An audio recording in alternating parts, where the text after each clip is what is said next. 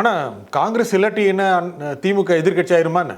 அதாவது காங்கிரஸ் என்பது தனியாக நின்று எவ்வளோ வாக்கு வாங்கினா 4.5 5 இப்போ கிராம கமிட்டிகளெல்லாம் போட்டு விட்டோம். 2 லட்சம் கிராம கமிட்டி போட்டு இருக்கிறோம். அதன் மூலமாக நாங்கள் 6 விழுக்காடு ஆகியிருக்கிறோம் என்று அவர்கள் கருதுவதோ உரிமை கோருவதோ அவங்க நியாயம்.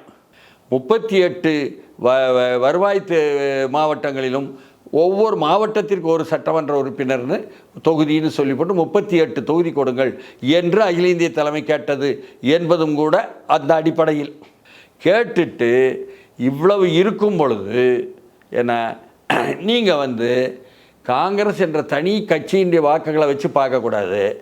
காங்கிரஸினுடைய ரோல் என்பது கேட்டலிஸ்ட் ரோல், கீயா ஊக்கி, தான் எந்த மாற்றத்துக்கும் அடையாமல் இன்னொரு பொருளை மாற்றத்திற்கு உள்ளாக்கக்கூடிய வல்லமை படைத்தது காங்கிரஸ் கட்சி. அதனால தான் நாங்கள் எங்கு சேருகிறோமோ அங்கே சிறுபான்மை மதத்தினர் என்று சொல்லக்கூடிய கிறிஸ்துவ முஸ்லீம் வாக்குகள் திரும்புவதற்குள்ள வாய்ப்பு உண்டு. அதுதான் பாரம்பரியமாக திமுகவுக்கு கை கொடுக்கிறது.